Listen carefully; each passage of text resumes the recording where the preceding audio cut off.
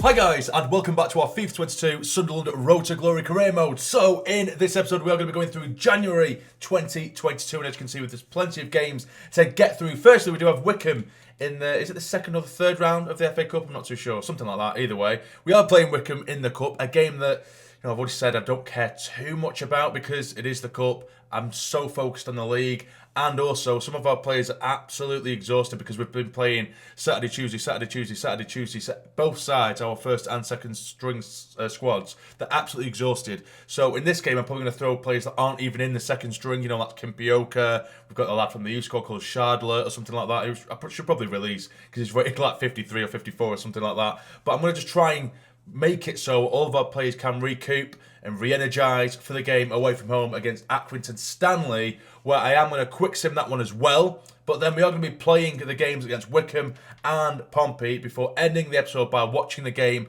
against Bolton and of course jumping in if we need to. Now I have seen some more suggestions in terms of things to do for the transfer window. As you can see, we have very, very little money. I've actually just gone over a few contracts as well off camera because a few players were unhappy with their contracts, and even though I've given them new contracts, the ones that they wanted, they've still remained unhappy. I have no idea why, so I'm hoping this glitch doesn't do us over, because it did in the beta that I played, when I was trying to get players happy by giving them the contracts that they wanted. It said that they were unhappy, that they wanted a new contract, so I give them a new contract, and it still says that they're not happy with the contract.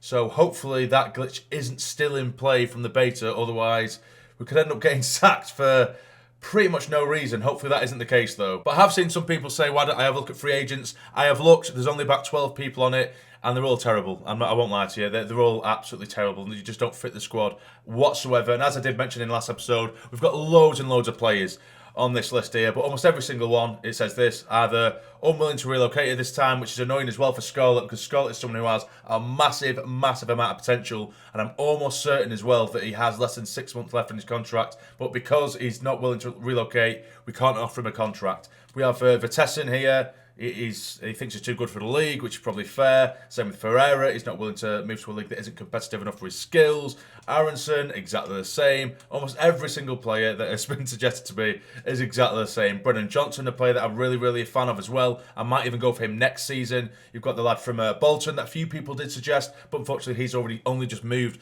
to Bolton, so I can't go for him. There's a load of him. There's absolutely loads of them, and every single one has pretty much the exact same thing. So unfortunately, it looks like that's going to be our transfer business done for this transfer window anyway. But if we do go up, of course, there's going to be a lot of transfer movement, I can assure you, next season. So this is the side I'm going to be going with against Wycombe. Like I say, I've just threw in a few different players here, like Younger is in there, Shardler up there at the right wing position, and Kimpioka as well up top, purely because I'm trying to get everyone to be fully fit again. We're probably going to get absolutely battered here. As you can see, Patterson as well, I think it's his first start for the season. I'm pretty sure Hoffman has played every single game so far this season, but we are going to quick sim it. Again, we're probably going to get battered, but I don't care too much. Will we get a surprise victory though? We don't. We lose on penalties, and it is former Sunderland man, Josh Gowen, who gets the winning penalty as well. And after that game, we do actually have a transfer offer for Callum Doyle. It's another Turkish side. It was a Turkish side that also took Bailey right away from us, but no, that's absolutely never going to happen. We are not going to be accepting that offer for Callum Doyle. He's with us for the long haul. But we do have a transfer offer for Lee Burge. Now, do we accept it? Because to be fair, we do have the offer, of course, for Doyle, which I'm going to reject. Now, for Lee Burge, that's actually a very, very good offer for him. 770k. I could accept it and then have a look around, and I don't think there really is much I could possibly do, if I'm going to be completely honest. If anything, that'll probably just go towards next season's transfer budget, which, of course, does happen. You can carry it over to next season. Because Lee Burge, we're not really going to use him. Hoffman has played almost every single game so far this season. I think I might just straight up accept that. I might try and get a little bit more. I might see if I can get like 900k off him. If not, I don't really care too much. We never use Burge. We never use him. Okay, so I've settled on 900k for Lee Burge, which I think is a very, very fair deal. You might think I'm crazy because then our only backup goalkeeper is Patterson. And of course, he's very, very lower rated, should I say. He was a lot lower rated than Lee Burge. But still, like I say, we're not using him. We may as well make some money off him. Get a bit of money in the bank. Something else that keeps on coming up, and it only seems to be happening with Callum Doyle. He keeps on saying that he feels like he's drifting, his fitness levels are low and stuff like that, and he don't think he's going to be ready to play. But his fitness levels are absolutely fine. I keep telling him he's going to get through this to make his morale go back up. But his fitness levels are fine. Like, if you look, hold on, here we go. it's absolutely the full. So I don't understand. Everyone's full. And even when they are remaining full, he keeps coming to me saying that his fitness levels are too low and that he doesn't know whether he's going to play. So his morale keeps dropping. So I hope this game isn't going to start glitching out and ruin the save, because a lot of dodgy things happening at the minute. And as you can see, we're top of the league. And our manager rating is 68, which is not great whatsoever. But now we will be quick-simming this game against Accrington Stanley. We do have a second-string squad here to use against them. I do hope that it is good enough. I just want the players to be fully fit, our first-string squad anyway, to be fully fit for the big game against Wycombe in the league anyway next time around. So hopefully this is enough. Can we get ourselves a win, please, lads? And we draw 2-2, which is not ideal at all. But Josh Key gets his first goal for the club, which is very, very nice indeed. And yet again, for the fourth time in literally the space of 2 weeks, he's come to me again saying that he feels like his energy's low and he's worried that he's not going to be able to play. I just don't get it. I don't understand at all. He's fully fit. There's nothing wrong with him at all. There's absolutely nothing wrong with him. Literally every week, that manager rating is going down, and it's really, really beginning to worry me. I mean, don't get me wrong. Some of these objectives I'm not quite accomplishing. Like it says, sign 4 players from the youth academy, a goalkeeper, defender, midfielder and a forward, which I suppose we can do once our scouts do get back, or our scout gets back, should I say. Brand exposure, sign 1 veteran player. I mean, I suppose I could just go out and do that on the free agents just for the sake of it, grab a veteran player. And on the financial side, 57% achieved of the profit margin. And for domestic success, we want to gain automatic promotion in League One. We're top of the league. You know, it shouldn't be this low. It really shouldn't be this low. But all that aside, this is the side we're going to be using against Wycombe away from home. We have Hoffman, Sirkin, Doyle, Flanagan, Huggins, O'Nien, Neil, Diaku, Gooch, Embleton and Stewart returns to the starting 11 of the first team. Let's get into it. And here we go. We've just played them in the cup in that quick sim game earlier on in the episode.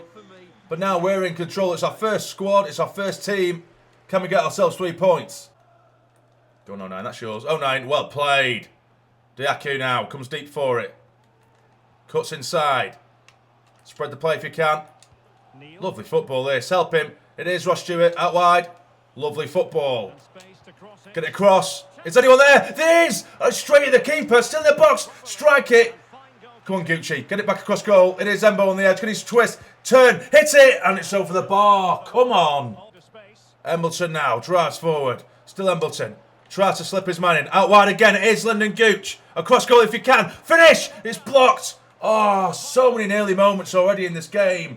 It's just not quite falling for us. Oh, they are breaking down the right now. Safazoli gets across goal. It's a late run in at the back. It's a great block there. Both sides making chances. Nearly moments. Gooch with the corner. Go on, get you in it. Get you in it, Stuart. Get in. Yes, it's in. It's 1-0. It's deserved. I say that. It's been a relatively end-to-end game. But Ross Stewart, we've needed that. We've needed that aerial threat from corners. Because when Broadhead's up there, when we put set pieces in, we just obviously can't win the headers. We don't have that height, that strength, the aerial threat and ability that Ross Stewart has. Get in, son. 1-0. Really good stuff now. Embleton. And it's going to... Oh, I thought it was going to trickle in. It hasn't, but it is a corner. We've dominated, to be fair, the second half of the first half. But that is towards Flanagan now. It's looped, it's hit the bar. Still in there. I think they're going to get this one away. They are. How it's only 1-0, I don't know. We've looked so dangerous going forward in this game. All over the place at the back Wycombe at times. But it's still only 1-0. Oh, no. Here they are on the breakdown now. Good chance for them. Come on, police off. It's in. It's 1-1. I could feel it coming. The amount of domination that we had in the first half has gone completely unnoticed, because in the second, Wycombe have come straight forward. They've done us over. I didn't know what to do there, whether to commit. In the end, couldn't do much. It's a great finish, and it's 1-1. Here we are, Daniel now. Can we break forward? I can see Diaku on the right side. He's got acres of space here. It is Leon Diaku. Still Diaku. Cuts inside. Diaku, can he maybe bend one out? He does!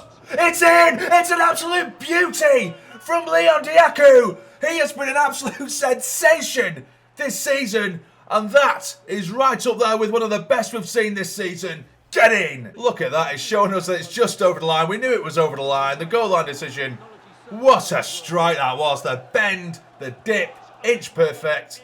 Get in. No foul, no foul, no foul. Get it away, lads. Get it away, get it away. It's a good chance. And it's in. It's 2-2. Oh, I can't believe it. I really can't. Everything just seems to be hitting the back of the net in a minute for the opposition. Hence the scorelines we saw in the last episode. Every chance seems to be hitting the back of the net. Or at least the majority. Defending was poor. All over the shot. Didn't track his man. It's a great finish, has to be said. But they seem so clinical, the opposition, at the minute. The bar, breaking forward down. The left side. Oh, no, it's cutting far too easy here. This is it. It's going to be it, isn't it? It's a cracking save by Hoffman.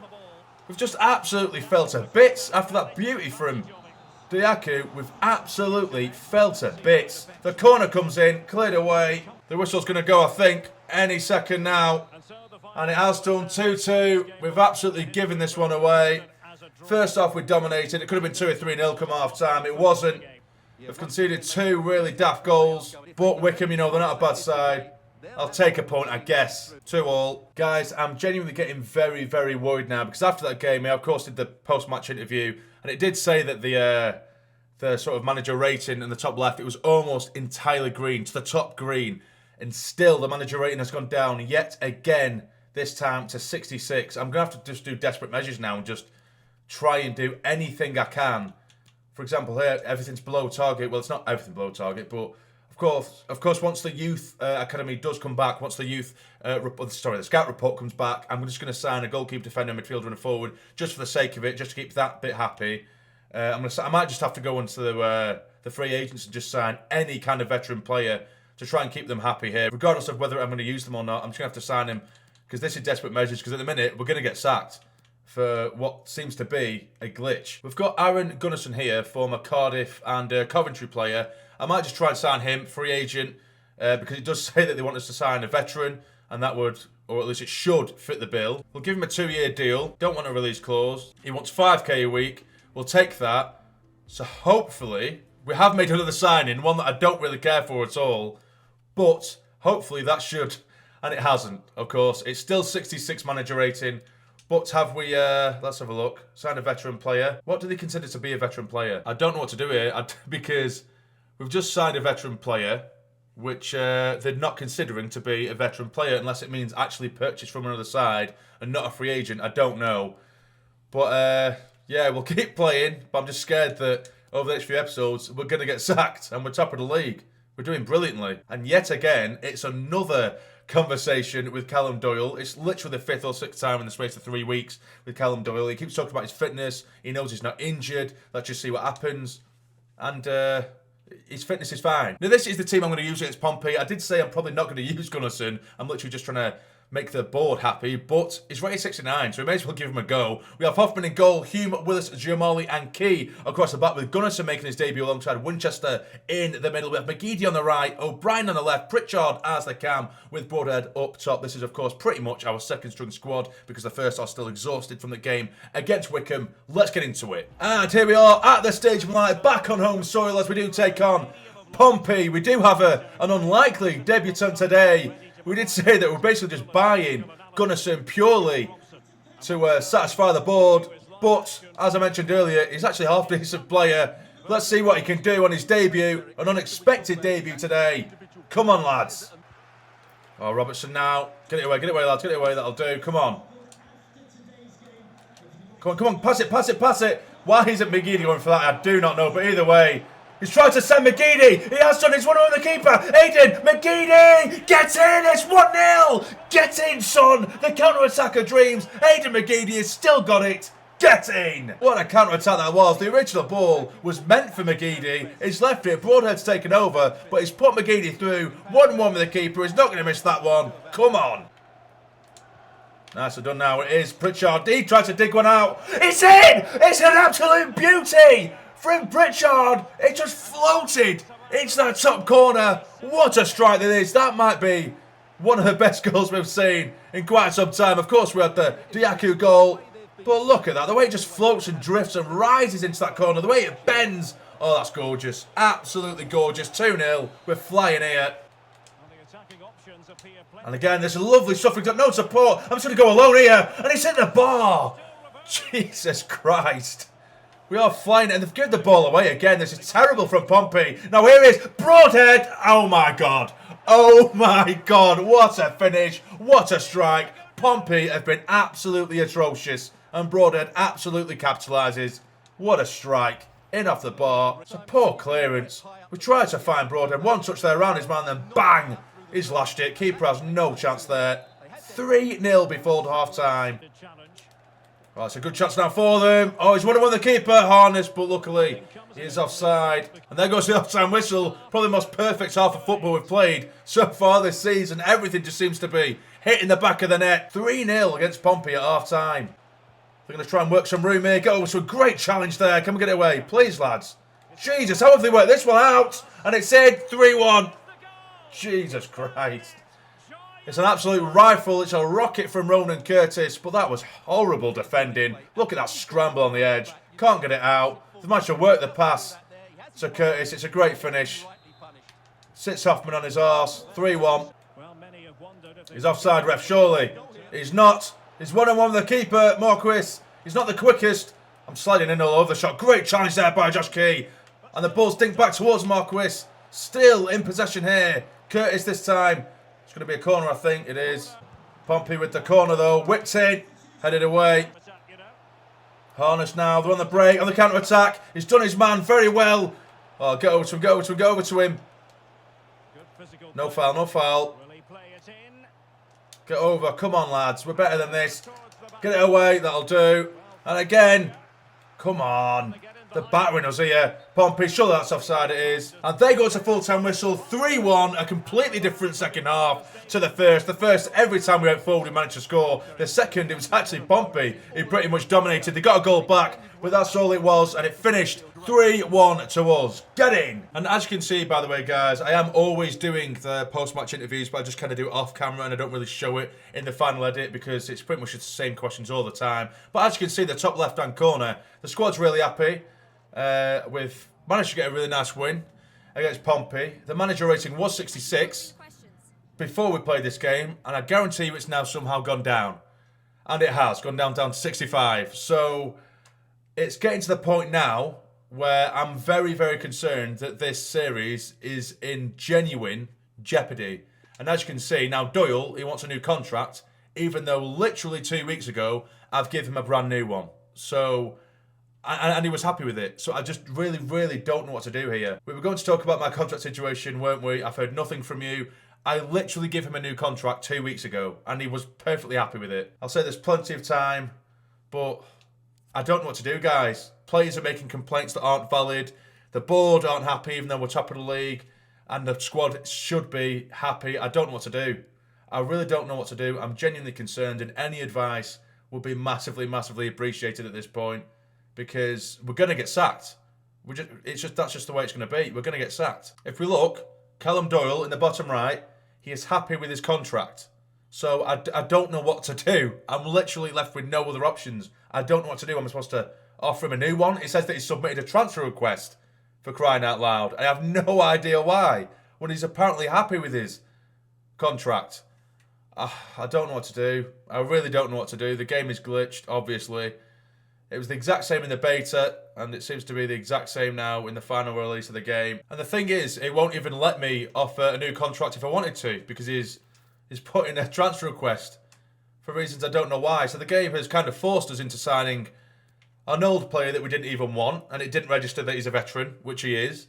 And Callum Doyle has submitted a transfer request because he's not happy with his contract, which very visibly he is. Now, instead of watching this final game, what I'm actually going to do is quick submit with our first strength squad. Hopefully we win. It's our full strength squad. Can we get ourselves a win? We do. We win by 3-1. It's Stuart, Neil and Iyaku who get the goals for us. And after that victory against Bolton, again, the confidence rating has gone down yet again. So what I'm going to do now, I'm going to quickly just whiz through transfer deadline day. We don't plan on making any more signings or anything like that. But on the 1st of next month, which is in just one more day, what I'm going to do is, or what we should get back is our first scout report. And it does say one of the managerial objectives to sign a goalkeeper, a defender, a midfielder and a striker to our youth academy. So if we do that, hopefully that will make our manager rating go up again. But at the moment, anything we do, even if it's positive, it just seems to be making us worse. It makes the manager rating worse. And now we do have our first monthly scouting reports. Now I'm just going to sign pretty much everyone, because then hopefully we can get our manager rating up. And it's gone up to 73. Okay, so it actually worked a little bit. It actually worked. Signed 4 players to the youth academy and it actually managed to jump us up quite a bit. That's good. That's good. One thing I just don't understand though is why that signing of Gunnarsson didn't show up. That we've signed a veteran player, because he is a veteran player. Financially, okay, maybe it's not great as of right now, but we've managed to boost it up to 73 and save the day a little bit. But is that only just going to buy us a little bit of time? Is it? Because we've still got the glitches to contend with Doyle submitting a transfer request because he's not happy with the contract, even though when we look into his hub, he is happy with the contract. So it's becoming very, very stressful, this, guys. And of course, yeah, maybe I do need to just look at the bold expectations and look at the objectives a bit more seriously. Than I can't just only try and win the league and that's it. But there are a lot of glitches that are going on around here, and I'm very, very worried that the series isn't going to complete if it continues that way. But this is how the league table looks at the end of the episode. We're currently top of the league, 7 points ahead of Ipswich, which is absolutely fantastic. We have Charlton in 3rd, Rotherham in 4th, Donny in 5th, and Morecambe in 6th. Now, the bottom 4, we have Oxford, MK Dons, Cambridge, and still Burton at the bottom as well. Now, of course, I do apologise that it has been a bit of a worrying one, maybe a little bit of a confusing and depressing one, and a panicked one by me, but I really just don't want this to glitch or ruin, and I don't want us to get sacked for no reason, so I do apologise for that. But if you have enjoyed the episode, regardless, please hit the like button for me. It'd be massively, massively appreciated. And subscribe to the channel if you're not already to become a fully fledged member of the Sassy Army. But for now, you take care, stay jamming.